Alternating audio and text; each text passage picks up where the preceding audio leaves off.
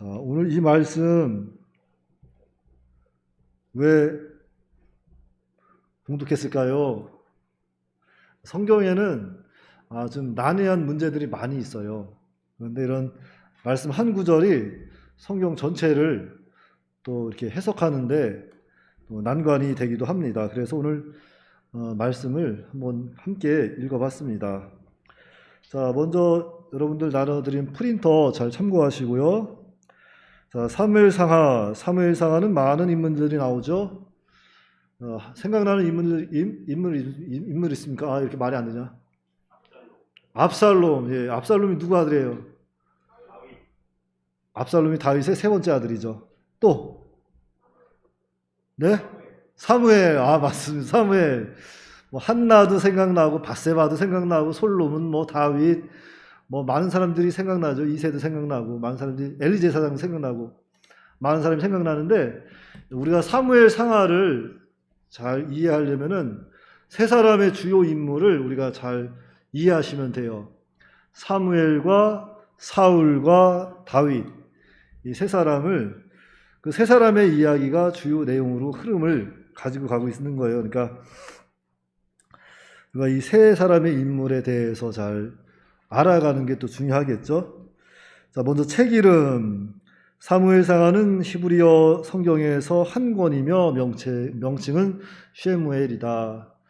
예, 이 사무엘상하는 한 권으로 되어 있는 책입니다. 이것을 상하로 나뉘었을 뿐이죠. 저자 유대교의 전승에 따르면 사무엘상은 사무엘이 기록하였다고 한다. 그러나 보수적인 학자들도 이 견해에 전적으로 동의하지 않으며 그 근거로 사무엘의 죽음이 사무엘상에 기록이 되어 있기 때문에 이것은 사무엘이 기록하지 않았을 것이다. 그런 의문이 생기는 거죠. 물론 우리는 또 순진하게 자기가 죽을 것을 내다보고 기록했다 할 수도 있겠지만 이 부분은 다른 누군가가 이렇게 기록하지 않았겠나 생각할 수 있다는 거예요. 그래서 그런 부분에 있어서 동의하지 않는 사람들도 있습니다. 그리고 사무엘상 오늘 본문 말씀 읽어드린 것처럼 유다 왕이라는 표현이 나오잖아요. 유다 왕. 이때는 다윗이 왕이 되기 전이죠. 유다 왕이라고 한 것은 뭐예요? 그러니까 벌써 이스라엘 나라가 남쪽과 북쪽으로 갈라졌다는 거잖아요. 남유다, 북이스라엘. 근데 아직 다윗은 왕으로 세움받지도 않고 지금 아기스 왕 도망가서 그 시글락에 도망간 거잖아요. 그런데 벌써 유다 왕이라는 이런 단어가 나오는 거예요. 그러니까 이러한 본문을 봤을 때 이러한 근거로 해서 이 사무엘 상하는 사무엘이 기록하지 않았을 것이다. 이러한 주장이 나오는 거죠. 그래서 그런 근거로 사무엘상 25장 1절, 28장 3절에 기록된 사무엘의 죽음, 그리고 사무엘상 27장 6절에 유다 왕이라는 표현을 거론한다. 사실상 사무엘상이 사무엘의 죽음보다 오랜 뒤에 사건을 기술하고 있는 것은 분명하다. 이것은 우리가 부인할 수 없습니다. 이런 표현들 때문에. 그럴지라도 사무엘상의 상당 부분은 사무엘이 기록한 것이 확실해 보이며 나머지 부분도 하나님의 영감을 받아 사무엘이 기록했거나 아니면 후대 다른 어떤 인물이 하나님의 영감을 받아 기록했을 것이다. 그러니까 정확한 건 알 수 있다 없다? 알 수 없다. 사무엘상 누가 기록했을까? 우리는 단지 사무엘이 대부분 기록했을 것이다. 이렇게 믿고 있고 정확한 건 알 수 없습니다. 사무엘 하의 경우도 정확한 인간 저자가 누구인지 드러나 있지 않는다. 그래서 기록연대 BC 11세기에서 10세기경 누가 썼는지 모르기 때문에 광범위하게 연대를 잡아놓은 것이고 주요 내용을 보시면 사무엘의 출생으로 시작하는 사무엘상은 선지자 사무엘을 통하여 이스라엘의 역사가 사사시대로부터 왕정체제로 전환되는 모습을 보여준다. 이게 중요한 전환점이 됩니다. 사무엘을 통해서 중간에 사무엘이 매개체가 되는 거예요. 사사시대에서 왕정시대로 전환되는 겁니다. 그리고 사무엘은 하나님의 뜻을 따라 사울을 왕으로 기름 부었다. 그러나 사울은 그의 불순종으로 하나님에 의해 폐위되었으며 이에 사무엘은 하나님의 뜻에 따라 다윗을 기름 부었다. 이후 사무엘상의 나머지는 악신 들린 사울과 경건한 다윗의 대결 구도를 보여준다. 사무엘하는 사울의 죽음과 그로 인한 다윗의 통치가 시작되었음을 알리며 시작한다. 자, 사실 사무엘상의 시작은 한나의 기도로 시작하죠. 한나의 기도로 시작합니다. 그래서 사무엘은 한나의 기도와 하나님의 은혜로 이렇게 태어나는 것이고 또 하나님의 은혜로 이스라엘의 지도자로 사무엘이 세움을 받게 되는 것이죠. 그러면서 사사시대에서 이제는 왕정시대로 전환이 되는 거예요. 사울에게 기름을 부으면서. 그런데 사울이 나중에 타락을 하게 되는 거죠. 사울왕이 타락을 하게 됩니다. 그래서 다윗을 다시 기름을 부어 세우고 나머지 사무엘상의 내용은 사울이 다윗을 이렇게 쫓아다니는 것, 그것이 사무엘상의 전반적인 내용입니다. 그러면서 사무엘하는 어떤 내용일까? 사무엘하는 사울의 그 죽음으로 다윗의 통치가 시작되었음을 알리는 게 사무엘 하의 내용이에요. 그러면서 이후 계속되는 다윗의 통치에 대한 기록입니다. 그런데 다윗의 통치는 하나님의 은혜로 성공적이었고 다윗의 시대는 이스라엘을 더 부강하게 한다. 그러나 다윗의 부끄럽고 추악한 죄악과 실수들도 함께 여과 없이 기록함으로 인간의 한계와 하나님의 주권적인 은혜를 보여준다. 자, 이것이 중요한 주제라고 할 수 있어요. 우리가 사무엘 상하를 알아가야 한다는 것은 바로 이 부분이 중요한 주제가 되는 거예요. 성경은 성경 인물의 그 위대한 모습을 보여주는 것도 있지만 사실은 그 사람의 그 잘못된 부분들, 감추고 싶은 부분들을 낱낱이 다 보여주고 있습니다. 그게 중요한 거죠. 보통 왕 되면은 자기의 부끄러운 점 가리려고 하잖아요. 야, 요거는 좀 이렇게 좀 바꿔주면 안 되냐? 그러면서 뭔가 좀 후대에 위대한 왕으로 남고 싶고 그런 부분이 대부분인데 이 성경은 결코 성경의 인물들을 부각시키지 않습니다. 그들의 죄까지 낱낱이 기록을 하는 거예요.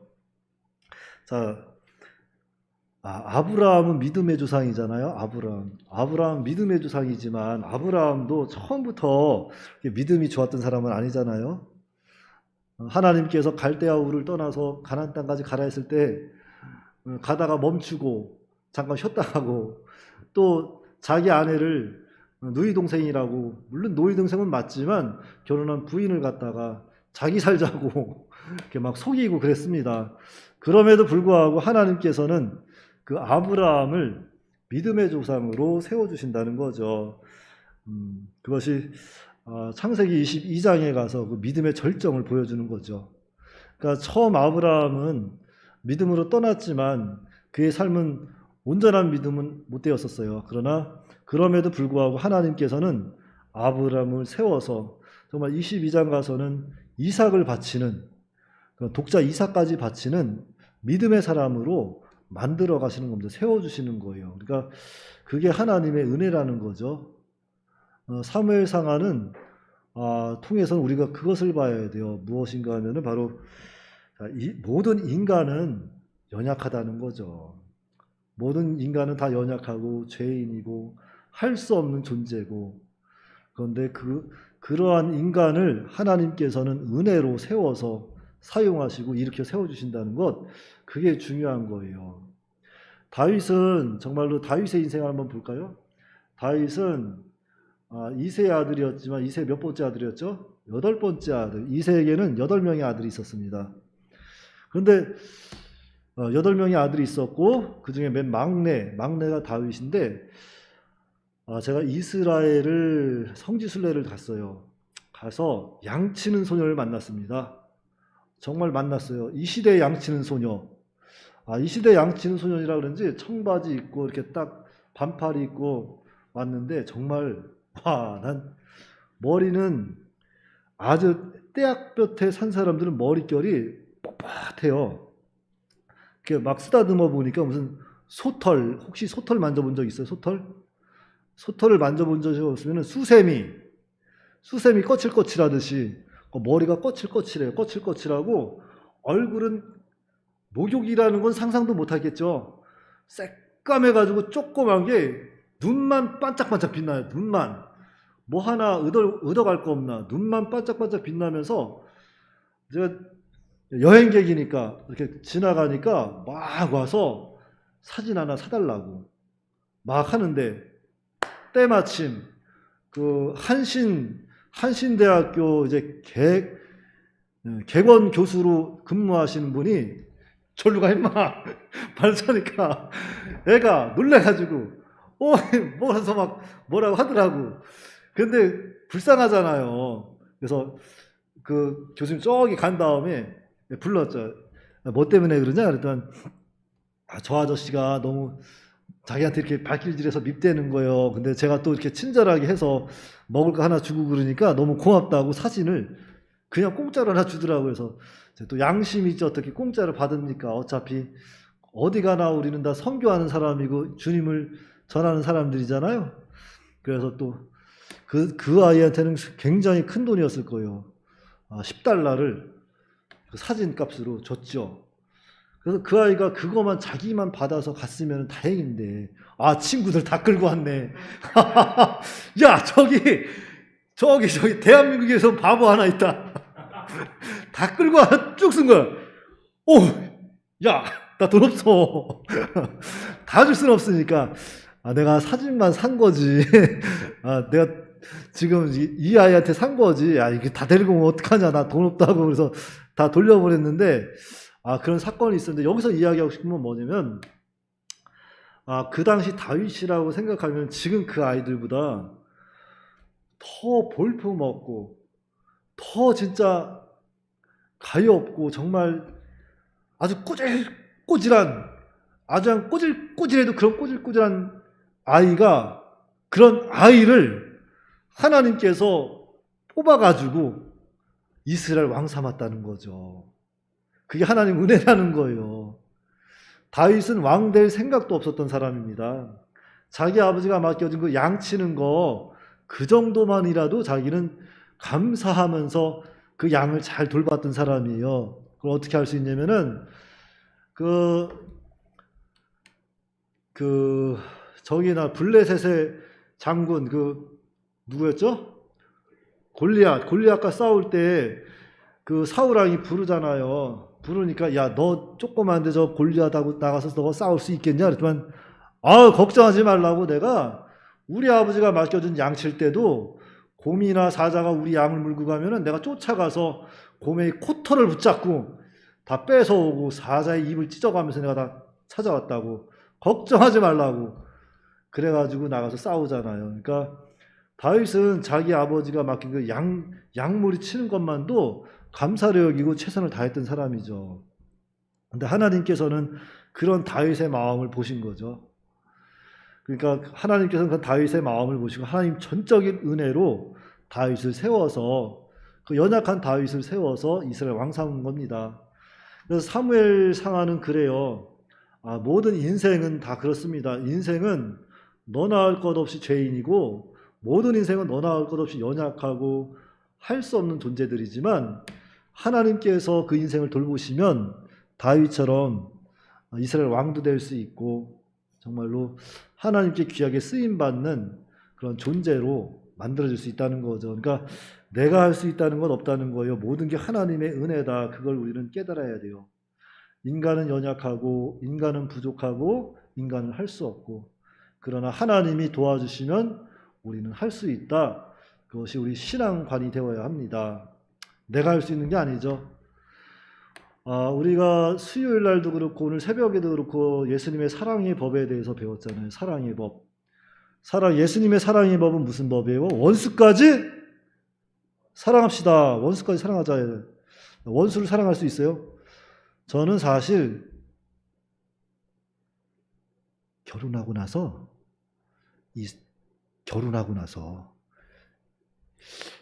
과연 누가 들을까 봐 그래. 원수까지 사랑할 수 있을까? 이런 의문이 들었어요. 정말로 결혼 한번 해봐. 그때 되면 정말 사랑에 대해서 내가 이 사람을 어디까지 사랑할 수 있을까? 그런 생각을 해본다고. 근데 사랑을 해야 되는데 미워하는 마음은 없어요. 요만큼도 없어요, 진짜로. 근데 뭔가 모르는 복잡 미묘한 감정이 막 일어나요. 그렇죠? 그렇죠? 그래, 안 그래요? 그렇죠, 그렇대잖아. 결혼한 사람들만 알아. 그래가지고 일주일 동안 곰곰이 많이 묵상했죠. 하나님, 정말로 제가 원수까지 사랑할 수 있을까요? 원수까지 사랑할 수 있을까요? 그랬는데 결론은 없다. 없다가 나왔어요. 나는 할 수 없다. 그런데 예수님 안에서, 예수님 사랑 안에서는 할 수 있다는 걸 깨달았죠. 그거 하나 정말 감사하더라고요. 그래서 예수님께서 우리를 위해서 십자가에 죽으신 그 사랑, 날 위해 죽어주신 그 사랑을 우리가 깊이 깨닫는다면 우리가 못할 사랑이 없고 용서 못할 죄인이 없겠구나, 그런 생각하고 앞으로 더 사랑하기로, 더 존중하기로 이렇게 또 다짐을 했습니다. 그러니까 여러분들도 그래요. 우리는 사무엘상하를 보면서 정말로 이 세상을 같이 함께 봐야 돼요. 지금 내 모습, 내 위치는 세상에서 어디에 있을까, 그것이 중요한 거 아니라 정말 내 신앙의 상태, 내 마음의 상태는 지금 주님과 얼마나 동떨어져 있을까, 얼마나 가까워지고 있을까, 그것을 찾아가야 돼요. 그래서 하나님 마음에 합한 자가 되고 하나님 명령 말씀에 순종하는 자가 되면은 하나님께서는 그 사람을 통해서 다윗처럼 세울 수도 있는 거고, 정 안 되면 예레미야처럼 맨날 고생만 하다가 죽더라도 그 영혼만큼은 정말 주님과 동행하다가 평안한 가운데 하나님 나라에 가지 않을까, 그런 생각을 해봅니다. 그러니까 여러분들 지금 시대가 좀 어렵잖아요. 어렵고 코로나로 인해서, 코로나라고 해서 다들 주눅 들어 있는데, 제가 여기서 여러분들에게 당부하고 싶은 건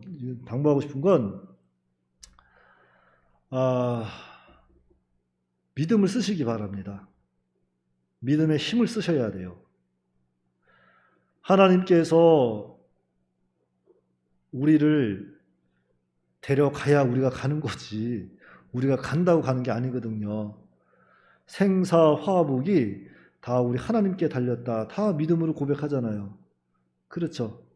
그러면은 우리가 정말로 요즘에 시대가 변해서 온라인 예배로 드리는 것도 우리가 마음만 잘 드리면 그것도 참 좋은 거 아니냐, 이렇게 많이 말씀하시는데, 성경에는 모이기에 힘쓰라 그랬습니다. 모이기에 힘쓰라. 사도행전은 초대교회 시대잖아요. 초대교회 시대에도 모이기에 힘을 많이 썼습니다. 그때는 목숨 내놓고 썼어요. 이런 코로나 정도가 아니라 그때는 모이면은 잡아다가 죽이고, 그냥 죽이는 것도 아니고 돌로 던져서 죽이고, 그렇게 참 어려운 시대에 그들은 신앙을 지켰다는 거죠. 모이기에 힘썼다는 거죠.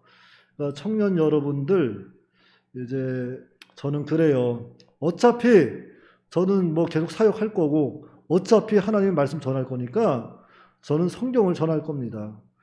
그러니까 죽으면 죽으리라 하는 각오로 이제 다 교회 나오세요. 교회 나오시고 죽으면 나한테 따지지 말고 하나님한테 따지라고. 나한테 따지지 말고, 나는 하나님 말씀만 전파할 거니까. 다들 교회 나와서 하나님께 겸손하게 낮아져서 생사화복을 다 하나님께 맡기고 주님으로 영광 받아주시옵소서, 저는 주님과 이 땅을 살아가겠습니다, 그런 믿음의 고백을 가지고 모든 삶을 살아가시기 바랍니다. 기도하겠습니다.